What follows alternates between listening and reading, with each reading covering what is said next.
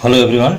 और चलिए देखिए, ये क्लास 9 का है, रियल नंबर या नंबर सिस्टम बोला जाए। ये चैप्टर फर्स्ट ही है और ये क्वेश्चन एक्चुअली विराट ने भेजा है और ये क्वेश्चन का आंसर उन्होंने पूछा था तो मैं सोचा बता दूं। और चलिए इसको चलते हैं सीधे क्वेश्चन पर और इसको थोड़ा डिटेल से जानेंगे। थोड़ा समय ज़्यादा लगेगा लेकिन हर एक क्वेश्चन में मैं चाहता हूँ कि आपका बेसिक हर एक चीज़ मैं क्लियर करता जाऊँ।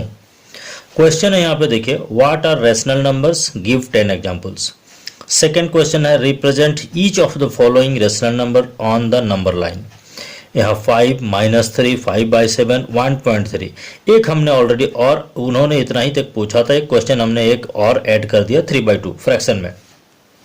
तो चलते हैं दोनों पर, आप इसको थोड़ा समझते हैं, इसके बाद सीधे सीधे हम लोग आंसर भी चलेंगे।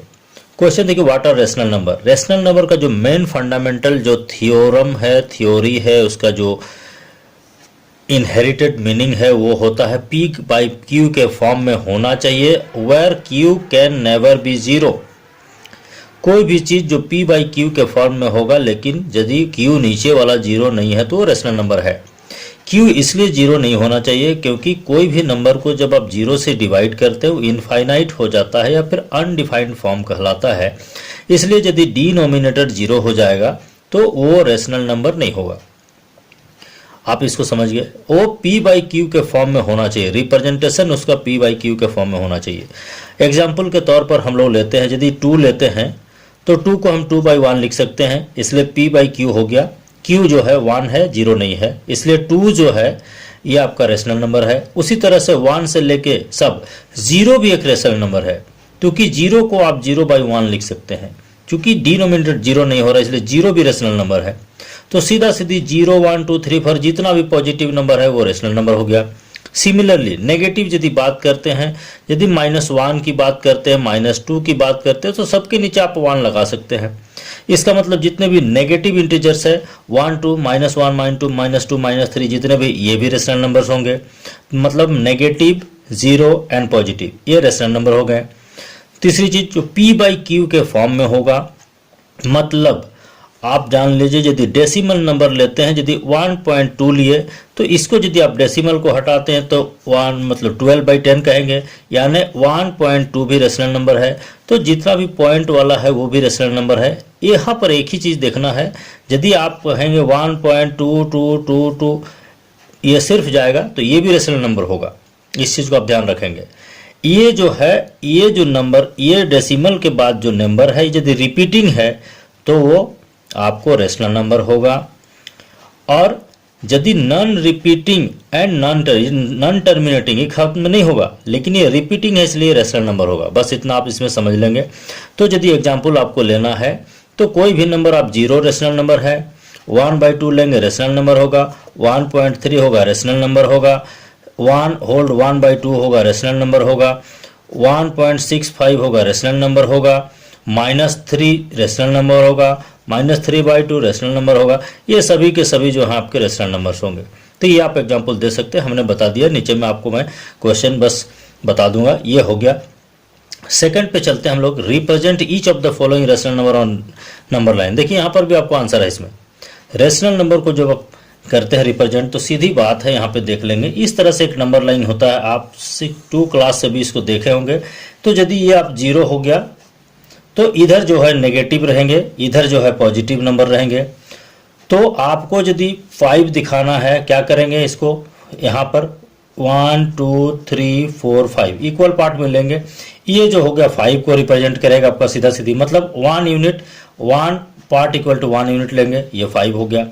अब -3 की बात करेंगे तो इसी में आप दिखा सकते हैं, ये -1, -2, -3 ये नेगेटिव है, -1 तो ये आपको -3 इसका नाम दे देंगे। मान लिया ये O है ओरिजिन, इसको A रिप्रेजेंट -3 हो जाएगा। 5/7 की यदि बात करें, देख रहे हैं यहाँ पे 5/7 की यदि बात करते हैं तब क्या होगा, ये जब फ्रैक्शन में है 5/7 इसका मतलब होता है कि यदि कोई एक पार्ट को, यदि 0 है और ये सपोज करिए 1 है, 0 से 1 पार्ट को, इसको आपको 5/7 दिखाना है। तो इस यूनिट को आपको 5/7, नीचे कितना है 7, तो इसको आपको 7 इक्वल पार्ट में करना है। यहाँ से यहाँ 1 यूनिट है, इस चीज़ को आप याद रखेंगे। अब इस यूनिट को 1 यूनिट को आपको 7 इक्वल पार्ट में बांट देना है, 1, 2, 3, 5 6 7। तो ये 1/7, 2/7, 3/7, 4/7, 5/7, ये जो पॉइंट होगा ये आपको 5/7 को डिनोट करेगा। सीधी सी बात है, यहाँ आप लिखेंगे ये ओ हो गया, मान लिया ये ए पर यदि ये है तो ओ ए इक्वल टू आप लिखेंगे 1 यूनिट, हमने बताया है उसमें, ये हो गया। 1.3 की बात करेंगे तो देखिए 1.3 की यदि आप बात करेंगे तो इसके लिए आप यहाँ समझ लेंगे, इसमें देखिए ये जैसे है कोई भी नंबर, जैसे ये 0 है और ये 1 है और ये 2 है, तो ये 1 और 2 यदि है तो हमेशा याद रखेंगे इसके और इसके बीच infinite number of rational numbers है, इसके और इसके बीच में भी infinite number of rational numbers है। तो यदि आप यहाँ पे 0.1 से यदि बढ़ते हैं तो 0.1, 0.2, 0.3, 0.4, 0.5, 0.6, 0.7, 0.8, 0.9, 0.9 के बाद आपका 10 मतलब 1 यूनिट होगा। और यहाँ पर चूंकि ये क्या है 1.3 है तो 1 से आगे आप जाएंगे तो 1.1, 1.2, 1.3, 1.4, 1.5 इस तरह बढ़ेगा।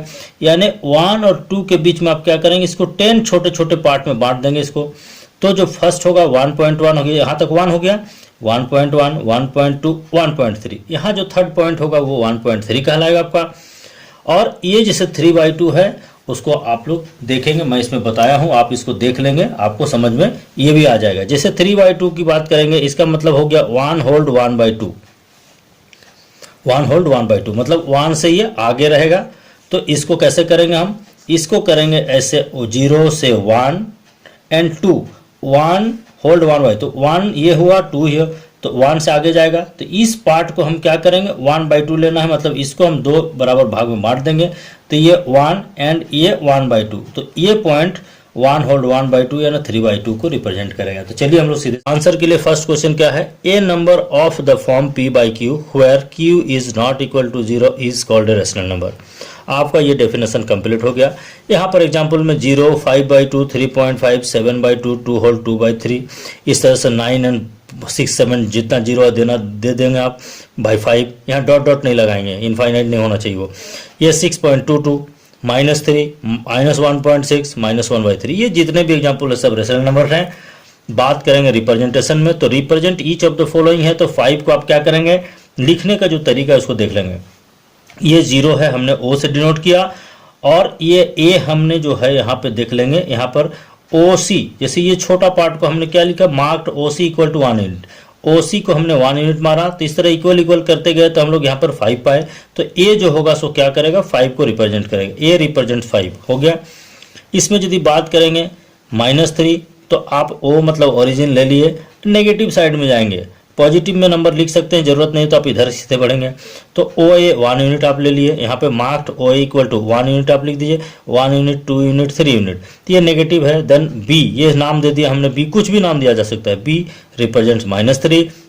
इसी तरह यदि इस पर बात करें, यहाँ पर आपका है 5/7, देखिए जो 5/7 हम लोग बात किए, तो 0 ये O हो गया A, OA 1 यूनिट हमने ले लिया, OA इक्वल टू 1 यूनिट है। अब इस 1 यूनिट मतलब इस 1 यूनिट को हमने क्या किया, चूंकि 7 पार्ट में इसको इक्वल 7 इक्वल पार्ट में हमने बांट दिया, तो ये 1/7, 2/7, 3/7, 4/7, 5/7, 6/7, 7/7 मतलब 1 हो जाएगा, 7/7 1, तो ये 1 है। तो ये जो है ये आपका ये जो पॉइंट इसके हमने M नेमिंग कर दिया, तो M जो होगा M रिप्रेजेंट्स 5/7 हो जाएगा। उसी तरह से यहाँ पर आप देखेंगे ये जो क्वेश्चन हमारा 4 नंबर की यदि बात करें, तो 4 नंबर में आपको देखिए 1.3 है, तो 1.3 देखिए 0A, यहाँ पे 1 यूनिट लिया, फिर यहाँ से यहाँ 1 यूनिट लिया, तो OA इक्वल टू 1 यूनिट है आपका, यहाँ पे जैसे हमने लिखा। तो ये जो 1 चूंकि 1.3 है तो 1 से अधिक है, तो 1 तक तो कुछ नहीं है, 1 और 2 के बीच में हमने क्या किया, इसको 10 पॉइंट्स में डिवाइड कर दिया, 0.1, 0.2, 0.3। तो ये जो 0.3 है यहाँ पर ये C हमने मार्क किया, इसको क्या लिखा, डिवाइडेड AM, ये जो पॉइंट है 1 और 2 के बीच में हमने A और M लिख दिया, इसको 10 इक्वल पॉइंट्स पार्ट्स में हमने बांट दिया। तो ये जो थर्ड वाला पॉइंट होगा C रिप्रेजेंट्स 1/3। उसी तरह यदि ये 3/2 की बात करें, तो 3/2 देखना हमने बताया था उसमें, 3/2 इक्वल टू 1 होल्ड 1/2 ये होता है। तो हमने यहाँ पे क्या किया, 0 O और A 1 यूनिट हमने मान लिया। अब ये जो है यहाँ पे 1/2 मतलब 1 + 1/2, 1 होल्ड 1/2 मतलब 1 + 1/2, तो 1 से आगे हो जाएगा।